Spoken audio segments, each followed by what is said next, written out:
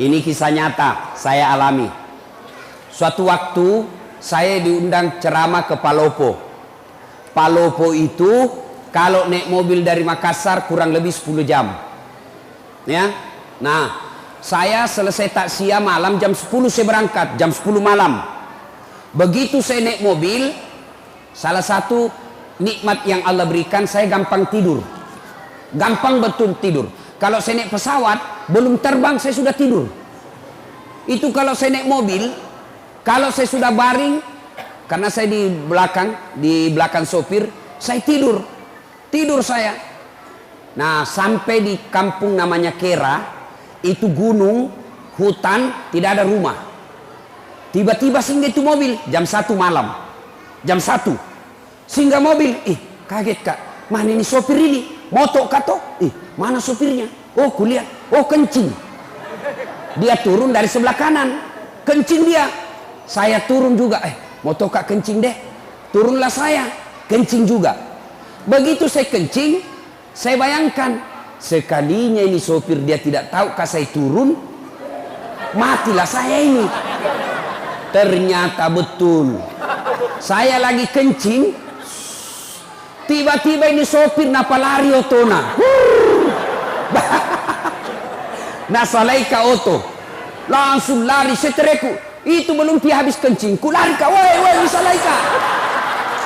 Apalagi dia sudah tutup kaca mobil, lari. Jam 1 malam. Saya telepon, tidak ada HP. Selama perjalanan itu saya tinggal di jalan. Semua mobil saya kasih singgah, tidak ada yang singgah.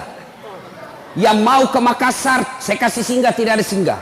Saya mau ke Palopo, tidak ada singgah. Kenapa? Dia kira kak mungkin pocong.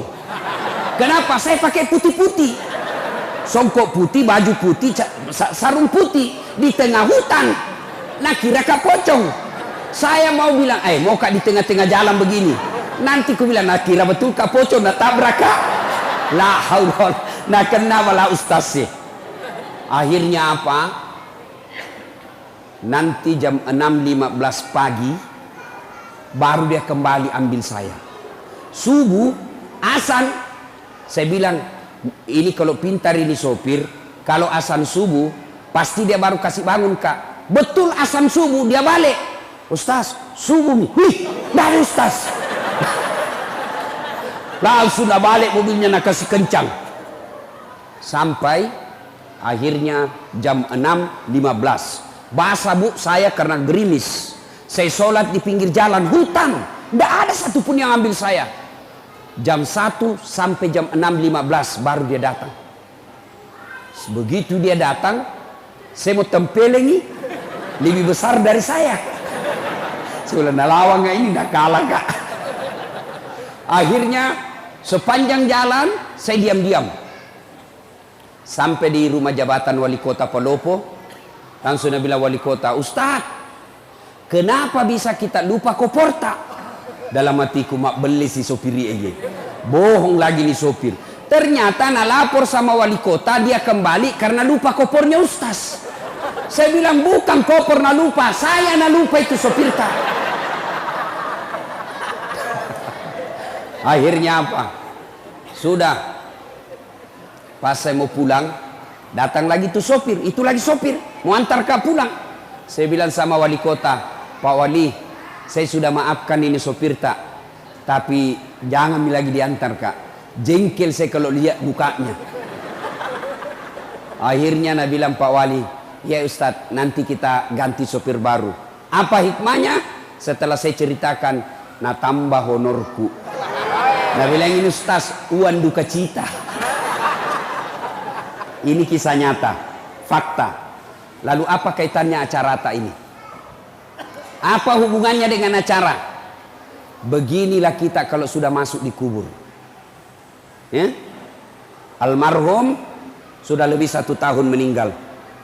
Saya baru 4 jam menunggu. Saya berharap ada yang ambil saya. Ternyata tidak satupun mobil yang tinggal dan mau singgah mengambil saya. Itu baru 4 jam sudah setengah mati. Beginilah orang yang dikubur, menunggu kiriman amal, ternyata tidak ada yang kirimi amal. Saya baru 4 jam di pinggir jalan, hujan, masih merasa menderita. Bagaimana kita kalau sudah masuk di kubur? Ayo, saya berharap ada mobil yang singgah mengambil saya. Saya berharap ada mobil yang mampir mengambil saya. Ternyata tidak ada. Begitu juga kalau kita mati. Berharap maki ada yang doakan ki. Berharap ada yang sedekahkan kita. Berharap anak istri kita doakan ki. Ternyata mereka lupa kita. Ini nih kalau mati maki. Beginilah kita. Ibu bapak pernah lihat orang meninggal?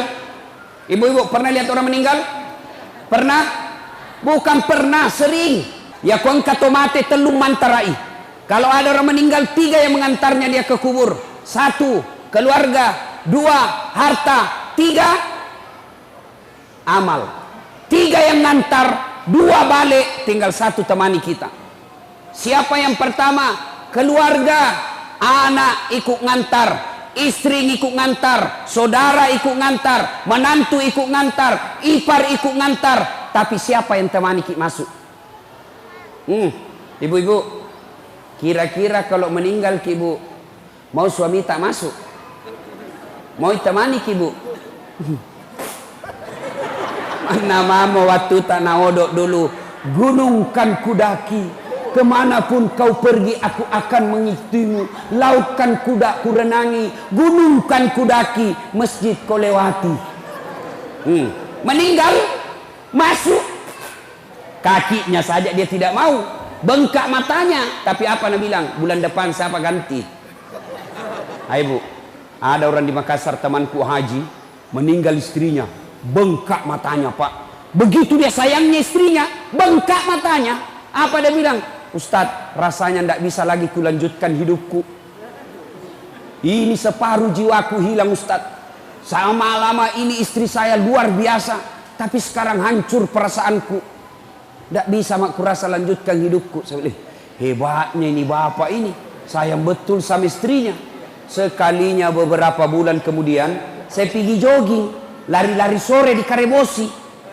Ada perempuan temani, putih, masih muda, ndak pakai jilbab, ndak ikat rambut, begini-begini.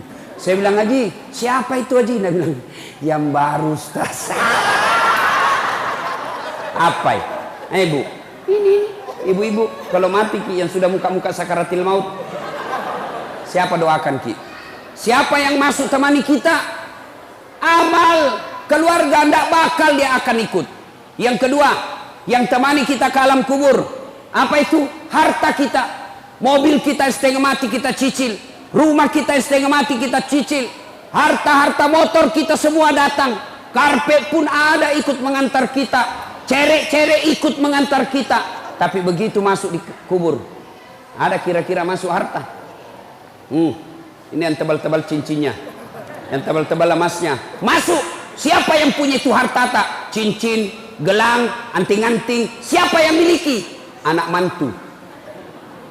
Ya kalau anak mantu tak baik, kalau anak mantu tak juga tidak sholat, setengah mati kita cari harta, ternyata masuk ke kubur tidak ada yang temani ki. Tidak mentang-mentang dia kaya, banyak tambangnya, banyak pesawatnya, banyak bisnisnya, meninggal, apa nak bilang anaknya? Kasih masukan kita HP supaya bisa meng-SMS. Ndak, jangankan HP, jangankan baju, jangankan celana, jangankan serban, semua tidak ikut. Hanya satu yang ikuti kita. Apa? Kain kafan. Itu saja. Kain kafan. Bukan kain sutra. Mentang-mentang dia kaya dikasih kain sebanyak-banyaknya. Tidak.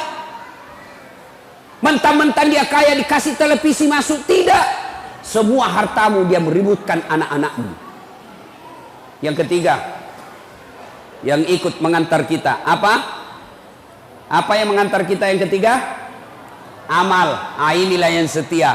Amal kebaikan maupun amal kejahatan kita akan ikut setia sampai ke dalam kubur. Ibu bapak saudara-saudara sekalian, kalau orang sudah masuk di kubur, tidak ada harapan pak, tidak ada lagi. Kalau ibu dari Sulawesi Selatan, dari Pangkep, dari Sidrap, dari Pinrang, dari Mamuju, dari Majene, datang merantau ke Kota Baru, datang merantau ke Batu Licin, datang merantau ke Pagatan, ternyata sampai di Tanah Bumbu menderita, sampai di Tanah Bumbu susah cari uang, sampai di Tanah Bumbu menderita hidupnya, masih bisa kembali kampung, masih bisa kita kembali. Tapi demi Allah, kalau kita sudah masuk kubur, kau senang atau tidak, tinggal kau di situ. Coba, Bapak Ibu pernah bayangkan, pernah rasakan mati lampu? Pernah rasakan mati lampu? Sering. Coba lihat, bayangkan kalau mati lampu. Bagaimana kalau mati lampu di rumah, tiba-tiba ada ular masuk di rumah tak? Ibu-ibu, bayangkan kalau lagi mati lampu, tiba-tiba ada ular masuk di rumah ibu. Menderita. Ula, turun iki, ula balu. Padahal itu rumah masih lebar. Dia masuk dari pintu itu, kita bisa keluar dari pintu sana. Rumah tak masih lebar, lampunya masih bisa dinyalakan. Mati lampu, masih bisa kita pakai lampunya HP tak? Masih bisa kita riak, tolong kasih, tolong tetangga ada ular. Masih bisa kita cari batu cobek, lempar itu ular.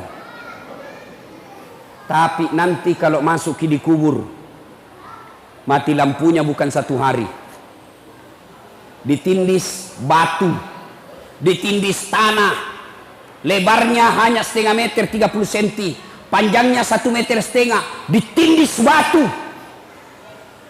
Pada saat itu tidak ada lagi temani kita kecuali amal. Maka saya heran kalau ada orang sudah tua masih juga tidak baik akhlaknya, masih juga tidak memperbanyak amal, mari ngerak kombo. Saya heran orang taksia belum juga baik agamanya, datang acara haul, datang acara keagamaan, pulang masih tidak baik agamanya, maka itu orang sudah mati hatinya. Nah ibu bapak saudara-saudara sekalian, masuki di kubur, yang pertama diperiksa sholat. Kotama niki buru pak, bukan dulu diperiksa puasa, bukan haji diperiksa, bukan zakat yang pertama diperiksa. Apa yang pertama diperiksa ketika masuk di kubur? Sholat. Makanya sholat harus kita jaga baik-baik. Begitu para malaikat, para pengantar sudah kembali, dalam hadis dijelaskan, pengantar sudah pada kembali, pengantar jenazah, yang leman taraki, bahkan kaki yang terakhir masih didengar, datang malaikat. Tanya 5 perkara, 5 pakutanana malaikat. Kalau baik sholatnya, tidak usah bingung, sholat yang akan jawab pertanyaan kita.